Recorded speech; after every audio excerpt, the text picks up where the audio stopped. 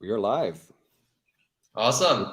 We're trying out something new. We got some new streaming software and some equipment, and some of the little finer points, tweaks, intro music, and stuff won't be here this episode, but that's okay. We're just trying to get this going. We're trying out streaming and video and a whole bunch of things to try and make this look a little better.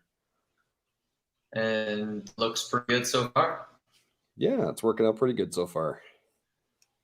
Awesome. So, Mitch, I'll give you our standard intro. I can do some like beginning music. Yeah. We'll have to get you an instrument. Yeah.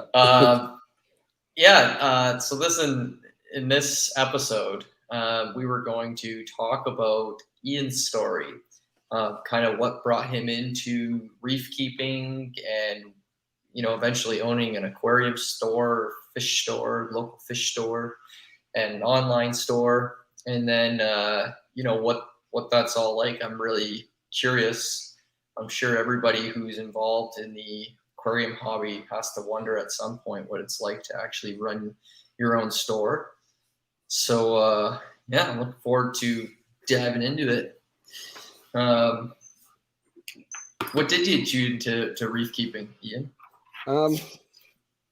It was a whim, really. I always liked going to the fish store and stuff and just looking at seeing what's around and checking it out. And then one day I saw somebody selling a BioCube, 32-gallon BioCube on Kijiji for a really good deal. So I'm like, oh, I'm going to try that. So I picked it up, and just one to the other through meeting some of the local fish stores in town, I started sort of learning what I could, helping out, and eventually got involved with another fish store. And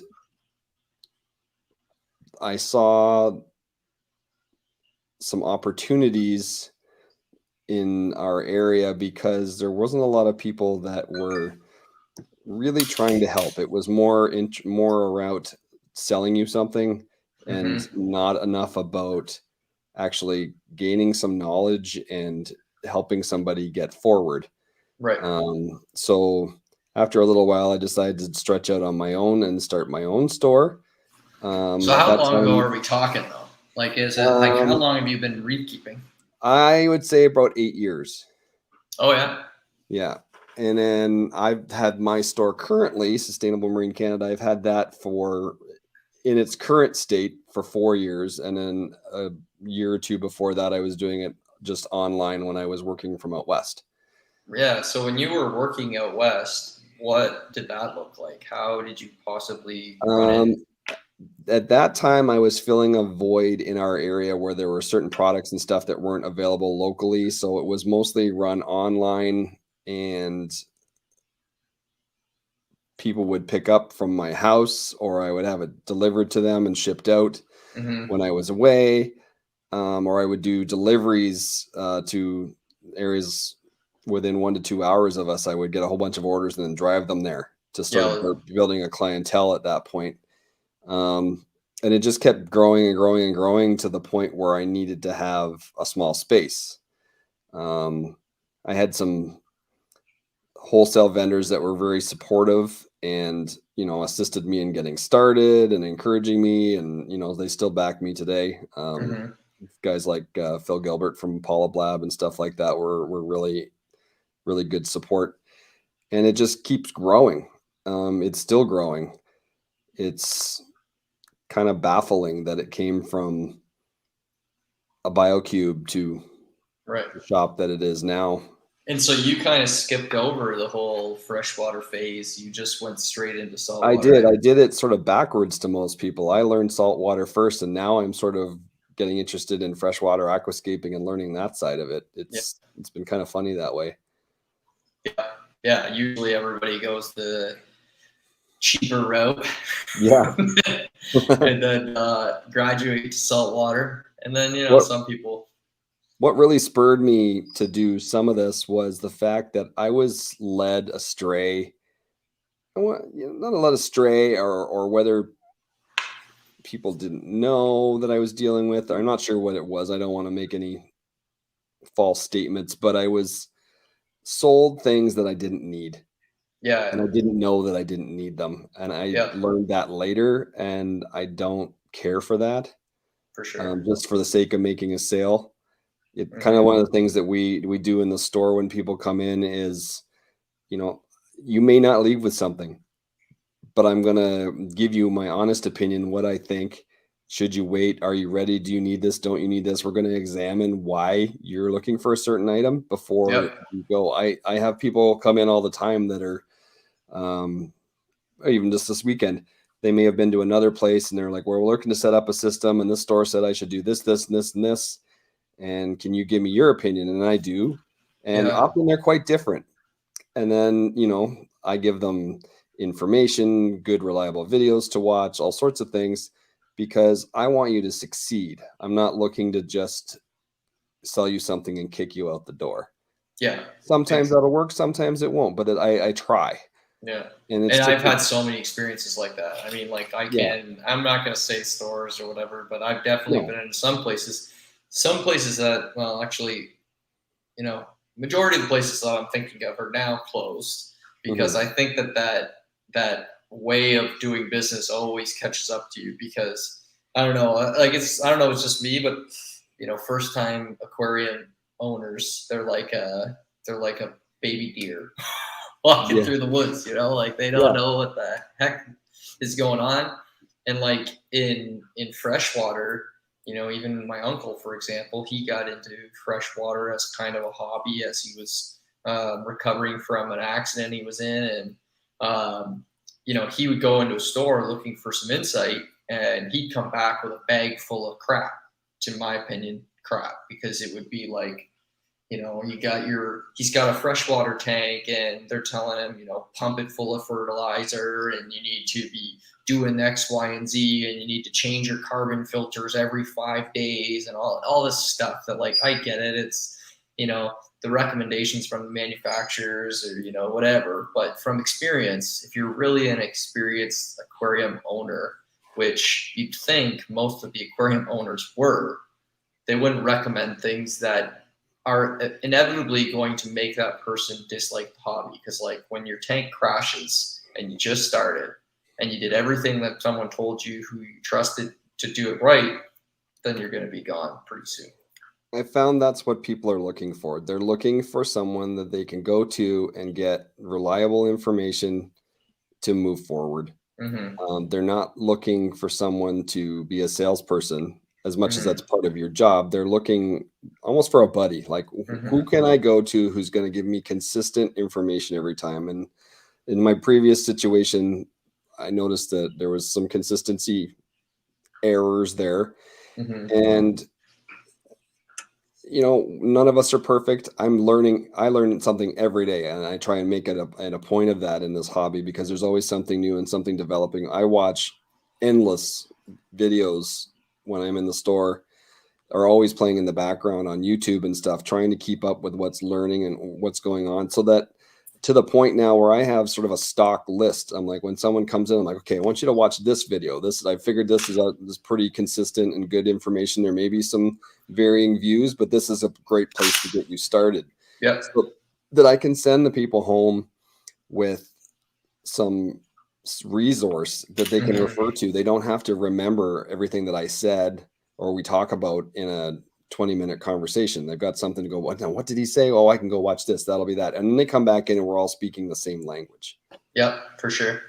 And I So, mean, yeah, one of my biggest pet peeves too is you in the aquarium hobby, you get a lot of, there's like some people really think they know everything.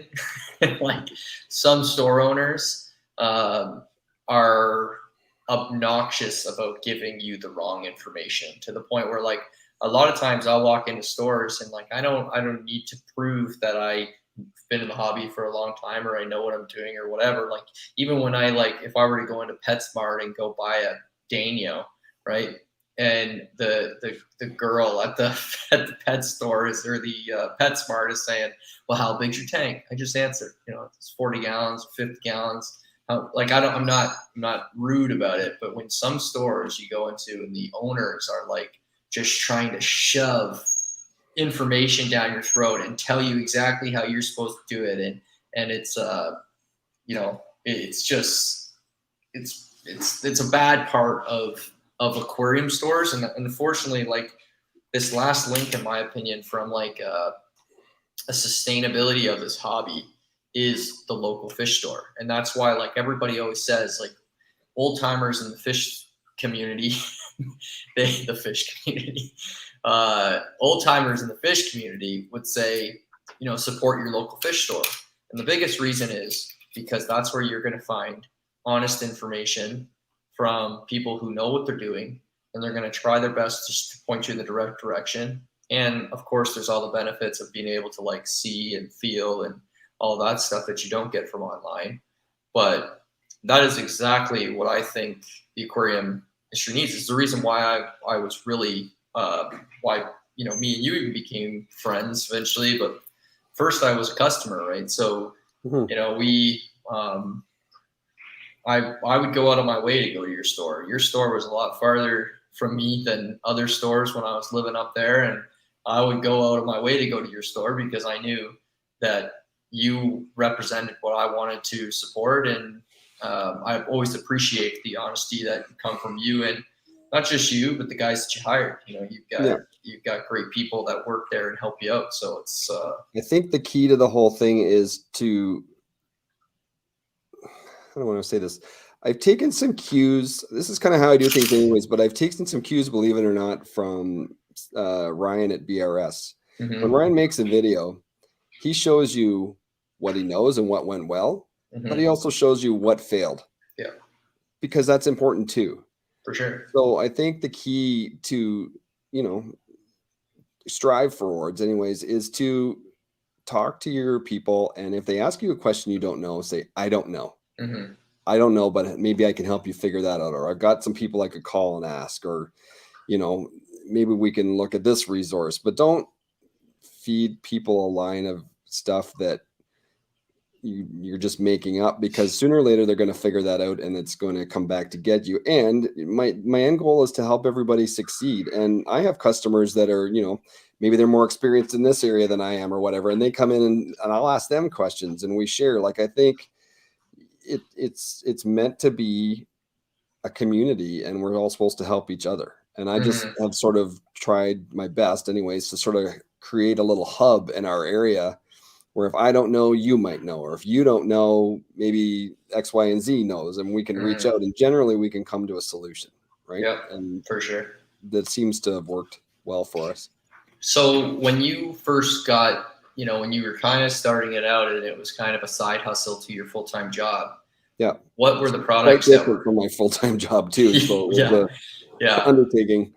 Yeah, I mean, you were a paramedic in the oil fields, basically, right? Yeah, my background is emergency services. So when I started this store, I've been, well, let me see, quick history. I've been in emergency services for 20 years.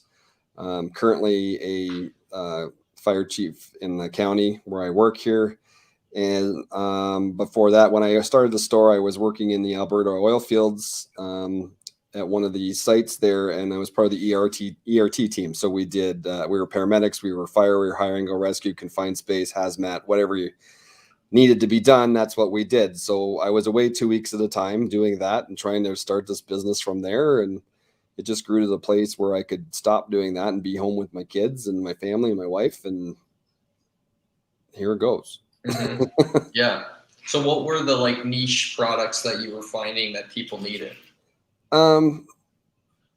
Basic stuff, you know, 2-part,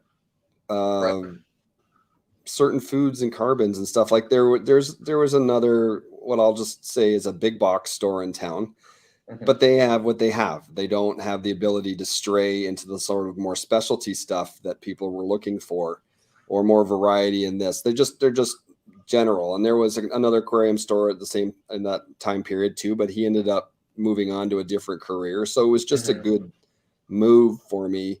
And my previous situation, it sort of seemed like it was more of a hobby gone wrong rather than a business. So we've just sort of taken it in a different direction, and it keeps morphing. Now we're doing service and installation works is a large part of what we do. And I never had a thought of going into that, but actually is something that we really enjoy, has become our specialty.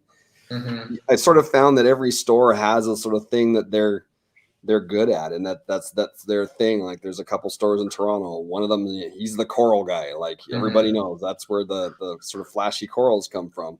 There's another one, he's sort of the dry goods guy. There's, everybody sort of seems to land into their niche, and the service and installs seems to be quickly becoming sort of where we're going to land. Yeah, I mean, because you guys are really good at it. We enjoy it. I think that's the key to it. Like when you enjoy doing something, then it's not really work. So what would you say is the biggest challenge of running a store? Time. Yeah. Time is the biggest. There's not enough time because it doesn't run like a normal business would necessarily 9 to 5. You may have to go get your fish order in the evening. You may, we've had tanks blow out at the shop at an inconvenient time. You've got to go and get your kids, but you need to still do that. It's just take your home aquarium and multiply that by however many square feet. It's a challenge to keep up with. And with this whole COVID thing going on, staffing is a problem. Yeah. So my current issue that I'm finding is there's not enough of me to be everywhere I need to be. Yeah. To take care of everything. And then I'm a small business. You've got to balance your funds, and I'm creating this store as I go. It wasn't like I had all this money in my pocket to create this place exactly the way I wanted it to be right off the bat. I didn't have that luxury, so it feels like I'm in a constant state of renovations, and my customers will agree with you every time they come in. I'm like, something's different. I'm like, you got to change it till it works, right? Yeah. I mean, when I was living there, I was there at least once a week, and every time I walked in, I'd said the same thing. Yeah, but you also learn as you grow, and I've learned quite a bit. My local wholesaler in Toronto is Reef Wholesale, unbelievably knowledgeable and helpful and encouraging. Yeah. And we've revamped a lot of things that we've learned. And, you try and do things on a budget, and maybe sometimes that's not the best way. Sometimes you just got to do it the right way. I rebuilt my entire fish system during the last lockdown, and it's the best thing I ever did. So, do you want to describe what you changed about your fish system? I changed the entire thing. I bought some tanks from another wholesaler that they had from a fish store that came down, and we tried to make it work. And it just turned out that they weren't fit for purpose. They just weren't. You're trying to take somebody else's idea and rework it, and it just wasn't right. What I ended up doing was taking it all out. I talked with Derek up at Miracles Aquarium. He built me a whole bunch of new tanks, and we completely rebuilt and replumbed the whole thing. Now I have every tank is isolatable.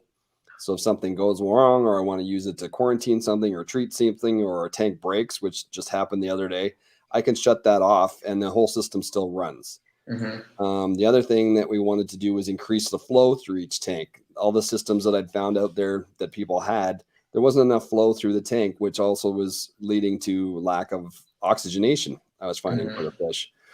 Now every tank has a 1-inch input and an 1.5-inch output, and I created my own sump because if the power goes out, there's almost 100 gallons worth of drain down in this system, and nothing commercially available would do that. So we ended up taking a shipping container type thing, cutting the top off, and I created that into a sump that everything drains into, and there's all kinds of water turmoil and filtration and everything built there. It's worked really great.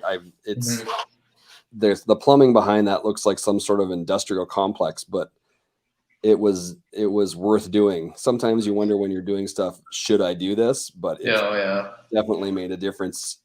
So that's your main fish display. Yeah, and the very first fish I put in it, just the behavior. They're not hiding. They're not shy. They're always out now. They eat readily. It just made a huge difference. Yeah, for sure. Yeah, because you had your challenges with fish, that's for sure.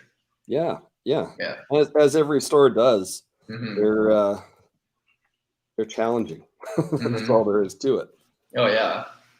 Oh, Yeah, Mr. Brian Waugh from the Niagara Coral Show is watching us. Hello, Brian. Oh, nice. Unfortunately, you probably have all heard that Brian had to cancel the Coral Show for the upcoming year. Was a unfortunate and difficult decision for him, but I think it was the right one. There's just so many challenges now. You can't really expect a guy like that to drag on forever without some sort of a decision. So hopefully when this gets a little better, it'll be Kelly just walked in here and she just wrote a note. It said, "Tell the story of how you went in and brought him coffee while waiting for you." Right. Oh, no, remember. Kelly, and okay. This is Kelly, which is wife. She puts up with all of our shenanigans. So Kelly is saying that she said, "Tell the story of when you brought coffee out to her while waiting for me." So I made a habit of any time I was going to your store that I would stop in and come in and I always say to Kelly, like, "Kel, don't worry about it. 2 seconds, I'm going to be in and out. I'll just run in. I'm going to grab it." And then we get in and we get to talking. And then one time I went in there and you knew that Kelly was in the car and you're like, no. So you brought a coffee out there in that nice sustainable marine, came in, and we got to keep the mug and we still drink out of it all the time. Yeah. Yeah, no, that's customer service. Well, we got to take care of the wives, right? They put up with all our shenanigans. Oh, yeah. That's the experience that I'm talking about. I mean, like when I would go, to the store, it wasn't just to go and buy fish and corals and get talked into buying something that I didn't need and spending a whole bunch of money. It was that I was coming in to learn something, and eventually it was just to come in and see my friends. So. Yeah, and that's kind of what I like about it. Like it's not uncommon for me to have someone come in and say, "I want to do this," and I'll talk them out of it and give them such and such a reason why. Or even a couple of weeks ago, I had someone come in and they wanted to buy this fish and this fish, and after you start to listen to them, and then I ask a few questions, you get that sense. You're like, "What?" And you dug into it, and by the time they were done, I'm like, "I'm not letting you leave with this fish. You're not ready for this. You haven't done enough research yet. We got to have some responsibility to the animals that we're keeping as pets. They rely on us." Yeah, for sure. And the person was great about it because I gave them reasons why, and then they understood. Like it wasn't just like, the heck with you, you're not getting this. You don't treat them like an idiot. You got to guide them and help them understand why that was going to be a problem, right? And they usually appreciate that because A, they don't want to kill the fish either, and B, they learn something. Yeah. And you just sort of got to have that responsibility and try your best. Like no one's perfect. I'm sure I make mistakes, but we try. So with the challenges, I mean, obviously I know what, without even asking, I already know what the best part for you is of running a store is that you are, back in town with your family all the time, because I know we've talked about that.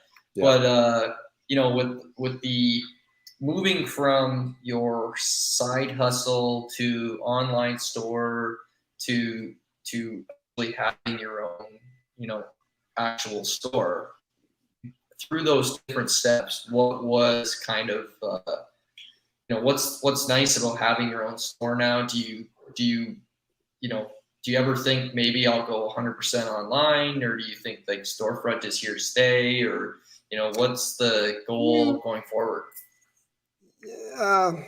The best part of it is I'm home. Although my wife would probably debate that because I'm always on the go, but it's less stressful. When you're away, you're stressed out because you're not home. You miss your family. You're missing part of your life. Whatever. This is a different kind of stress. This is stress that you control. You're doing something you love, and you get a sense of accomplishment out of the things that you do. Right. And I think that I always was in my mind. I think I was meant to run my own business, whatever that was going to be. I had no idea it was ever going to be fish. It just sort of worked out that way. Yeah, before the aquarium stuff, did you ever run your own business? No. Oh, really? No. I thought you did some like music stuff. Oh yeah, I did some DJing and stuff like that, but that was pretty simple. It's not Right. It near wasn't as like running a business. It was just it's kind of some not like, side thing. having to manage inventory and stock and all of that. It's just, you Right. go and show up. That was pretty easy. Yeah. So it's not kind of the same thing. As How? for, do you think I'll ever go just online? No, I don't think so. You have days where you wonder Yeah. because you're pulled in so many directions, and there's a season to this industry which people may not know. Summertime, we all go outside and it slows right down, and you start to go, should I have the store? Should I be there? But it's kind of key. This is where all my installs and my service work has come from, and the community part of it. Like, you need to have a hub somewhere where everybody can go together and share ideas and, keep that spirit going. So I don't think I'll ever change that. Yeah. How has it affected like your personal hobby? Uh, Great question. People are like, you must have a killer tank at home. I don't have any tanks at home. Yeah. At the current time. I know. I don't have time. I Yeah. want to. I'm planning to build myself an office in the other part of the basement over there, and I'll have some small tanks, but they're not going to be the giant tank that I want to have one day. They're going to be something probably simple and manageable, just to have some life in the house. The kids would like to do it. But between all the service tanks that we're running, plus trying to keep on top of the store and various things that are going on, I don't have time to take on a full SPS tank at home like I would like to. Yeah. Oh yeah, for sure. I mean, it seems to be the common theme for most people. I always wondered about that. Like, if you make your hobby your career, is it still your hobby, or is it, like, do you still ever, think about that? Do you want to still have that dream tank, or is your I would dream love to have different now? that dream tank, but when I do it, I want to do it all the way. Right. So for now, I have a tank in the store that's my personal tank that I'm working away on. But it was always the sort of the bottom of the barrel priority, and we finally got through a bunch of different jobs that need to be done, and now we're really picking that one up and turning it into something. So my sort of take on it was, if I can't get the time to even get the tank at the store the way I wanted to over such a period of time, I certainly shouldn't be starting another one at home. I need to put all my efforts into the stuff that I've got going, and that's what we're doing. Yeah. Yeah. And you So, finally added sand to that tank, which yeah, I added sand to it. We did a lot of work to that tank in the last little bit, and it's really turned around. It just sort of sat stagnant at a certain state for a while because it just wasn't during COVID, it wasn't the top priority to have a beautiful show tank, and now that's changed a bit. So now we're working more at that and getting that up and running. So now that, like, you are so intertwined with what's going on in the aquarium service world and the aquarium, industry, what do you think is kind of the next big thing that's coming in the hobby? I mean, like, there was the protein skimmer, revolution that happened, and then we go from metal halides to T5s. T5s are now turning into LEDs. We're getting algae scrubbers now. Like, is there any type of equipment, or do you think anything like that is coming down the pipe that you see and you think is going to be the next big thing? I'm not sure about the equipment part of it. I think there's always going to be advancements and different things in that. I'm curious to see some of the stuff that I theorize Neptune might come out with in the next little bit. I think from what I'm watching and reading about and listening to, that I think you're going to see bacteria and biome be the next revolution in the hobby. I think they're going to find out, and they're already sort of working at that the diversity of the bacteria and whatnot in our tanks are going to determine how successful they are. Right. And I think they're going to find ways to help us all improve that. Yeah. I know there's some people doing testing on that right now, and I've heard a lot of people talking about this aquabiomics.com in the States and their water testing and what they're learning. And I think it seems weird to be excited about that, but when you start listening to the information and then really understanding what they're saying, even though it's bacteria, it is exciting because I think once we get a handle on that, it's going to make the hobby, I don't want to say easier, but it's going to lift the success rate for a lot of people because we can't get the live rock and things like we used to. So you're not getting that diversity. And if we can figure out the best ways to reintroduce that from what's available or what could be available in the future, I think that's going to take things forward. So I think that's going to be a thing to watch. Yeah, there's like this big empty hole, I think, still in the hobby where like there's some things happening in some tanks where they just happen to just be so stable, pests are low, Yeah. and I can say even with this tank behind me, like when the first year of dealing with this tank, and I mean like that's a year where I used a bio block from an existing saltwater tank, or not a bio block, what are they called? Like the pure like a marine pure block or whatever. So I used one of those from an existing tank I had. I used a mixture of live sand and aragonite. I had some pieces of live rock that were from an existing tank. So like I didn't start it fresh. It was very much, I brought in what I thought was a fair amount of biological diversity before starting. And it took a year of, struggle. I went through a huge dino issue. If you listen back through the podcast, you can hear me whining about them. There was a whole bunch of things. I had algae. I had tons of things. And now that I look back, I think that all of those problems at the root cause, and I can't prove it yet, but I think that at the root cause, it was all an issue with biodiversity. And now that this tank has been established, I think equipment is really important. I think equipment and proper media and things like that can definitely help you get through those points. Time, you can't replace time. And I think the reason why you can't replace time is because in an aquarium, time equals biodiversity. And like my tank now is just, it's like a dream.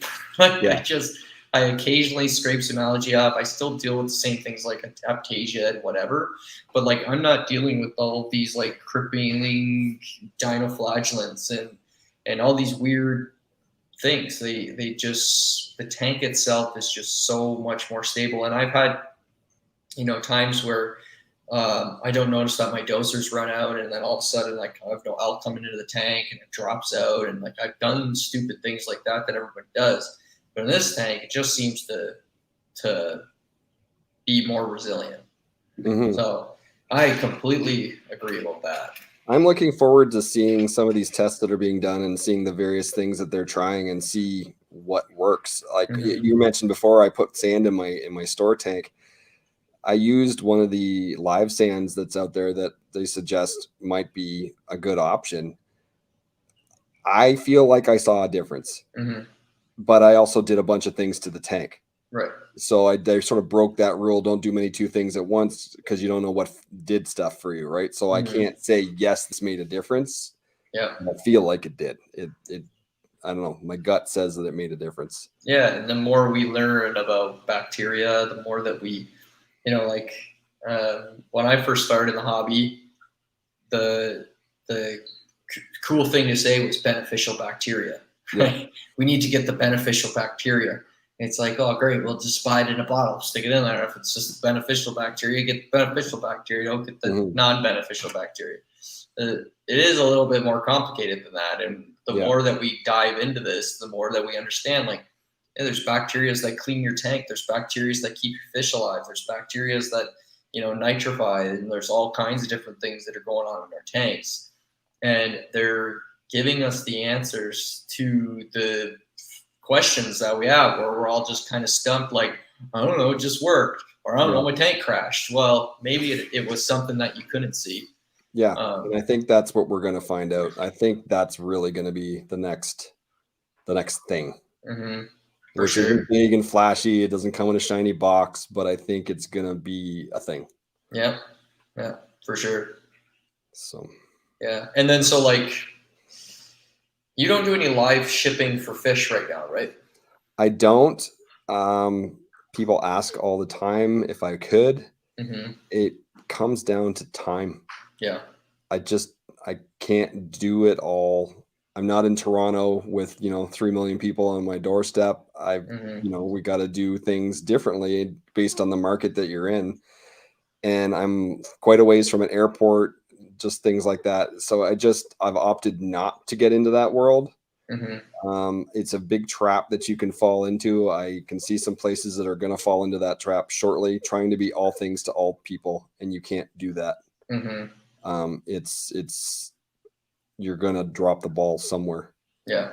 So sure. I decided not to go into that. I mean, I already have enough things on the go that I don't feel like I get to as quickly as I would like to sometimes. So I don't think adding something else to that's a good idea right now. Yeah. And we were doing a delivery service to some of the sort of outlying areas around us. That was working well for us. But then COVID came around and that sort of slowed up. And now I don't have enough staff to pull it off. So I'm trying to find drivers and staff people. Yeah, I know. It seems I think that'll all start to turn around and change here in the next little bit as things sort of ease up. But it's just part of the challenges. You had to roll with it. Yeah, I mean, all this stuff has just been so challenging. Yeah.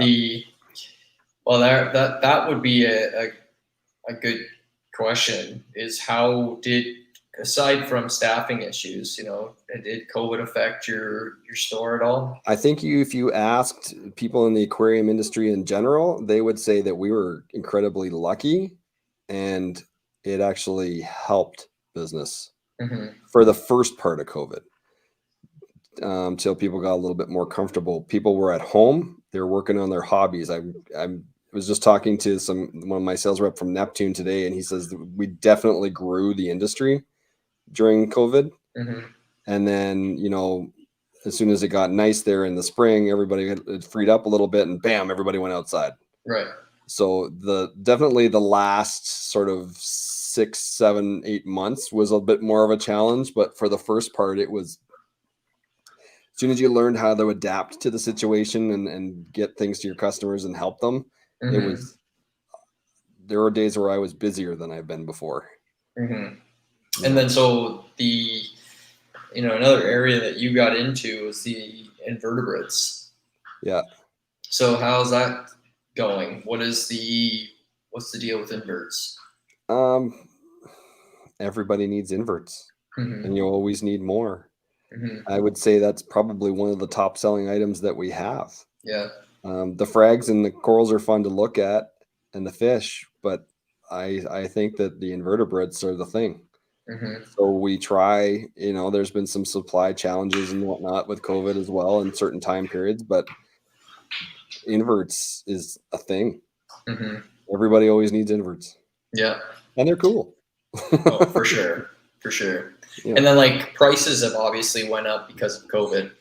How has it been at the store? Have you been hearing a lot of backlash? Have people really been upset? It's an expensive hobby, right? Yeah. So you get a range of opinions and what people were willing to pay for what. And when it comes down to it, it's a business like anything else. You can't give it away just because it's hobby based. You've still got bills to pay, heat to have, air conditioning to have, tanks to run, fish to feed, whatever, family houses. You got to take care of yourself.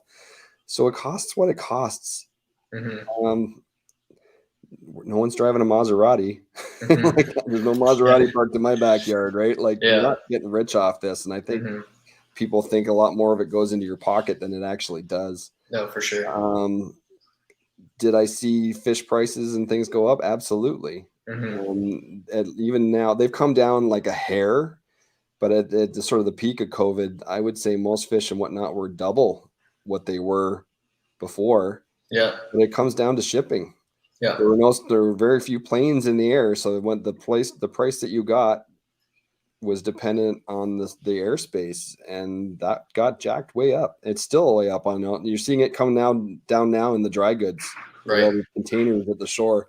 And I will tell you flat out, you're going to see price increases across the board here in the next little while. The suppliers are all telling me they've held off as long as they can, but I would say by Christmas or by the new year, you're going to see prices go up. It's already started on some things, and I know for a fact that there's more coming. So if there's a larger purchase that you've been waiting to make, I recommend you make it if you can and save yourself a few bucks, because it's coming. And it's not just our industry, it's every industry. It's just the way it is.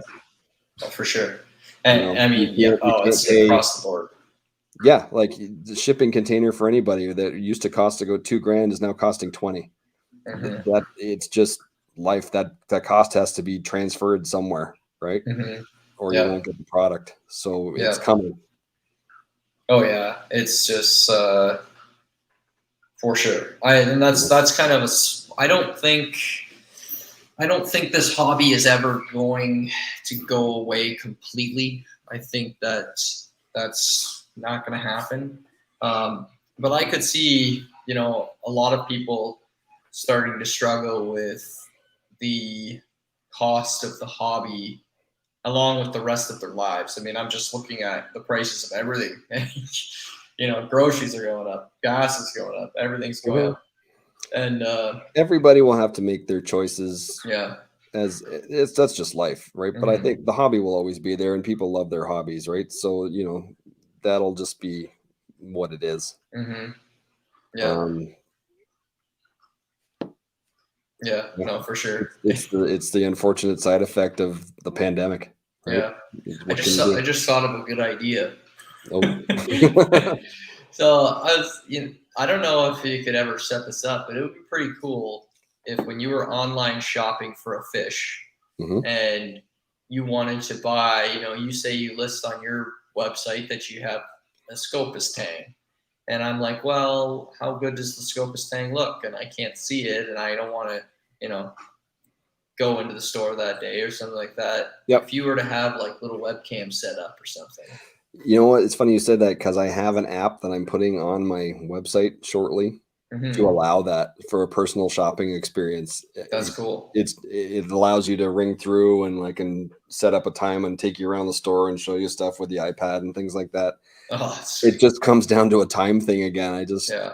I started it and then I took it off temporarily because I don't feel like I've got it set right yet. And, I'm sort of pulling back on a few projects. Okay, let's finish this. Let's finish that, rather than trying to do too many things at once. I have a bad habit of doing that. Yeah, for sure. Yeah. Yeah. So yeah, that's cool. I never really knew that before you started the store. You were still slanging aquarium stuff from the Alberta oil sands. Oh yeah. Pop up on the phone and you be talking to people through text and stuff, and no one really knows where you are, right? And Oh, that's cool. It was fun, and you're trying to order something there and get it shipped from there direct to the person, but it worked out. Yeah.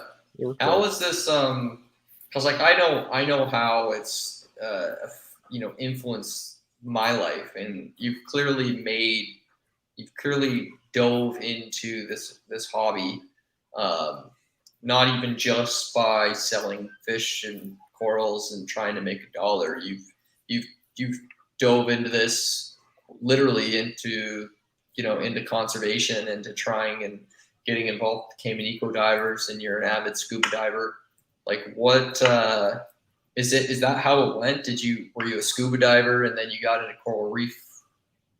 It was kind of almost simultaneous and not really on purpose. I had a friend, one of my best friends lives in the Cayman Islands, and he was always bugging me to come down. So we learned how to dive. It was all just sort of going on at the same time. And then the eco divers thing didn't come till later. I met them through the same friend. And, as we know, if you've watched the show before, Aaron used to be a local fish store worker. So we had that in common, and we're just similar personality. We get along, it just morphed into that. And there used to be a podcast that I used to listen to all the time. It was called Reef Threads. And they always used to talk about, some of the same things that we talk about, and having a responsibility to the creatures. And I kind of took from that And I'm like, okay, we should do something in return. So I've sort of turned that into part of how I operate the store and why I do the Eco Divers thing. Yeah, for sure. You know, we're ambassadors for conservation. We know more about it than the average person. That's the best way to take it forward. Mm-hmm. Do your kids get into the aquarium stuff, like when they come into the store? They come into the store like a tornado. Everything on the lower shelves is on the floor. They run around and look at the fish for a few minutes. They like to feed them, and then they're done, and they're off to get a Happy Meal. they're not quite old enough to have a real interest just yet, other than it's just fun for them to be in a different environment. Yeah, for sure. Yeah, that's probably what is one of my favorite things is when little kids come over and like my niece and stuff, and they look in the tank and. It's fun when customers bring their kids into the store. If I can, I like on the weekend, one of our customers came in, so we try and feed the lionfish while they're there, or we'll let them play with put their hand in the tank and let the cleaner shrimp run around on their hand or something, just to sort of engage them, because it's easier for the parent if the kids are involved, and or it's easier for them to shop if they're like excited about coming to the store rather than say, hey mommy, I want to go to Toys R Us. Like we even have a TV on the wall that more than once has been tuned to Paw Patrol so that parents can shop.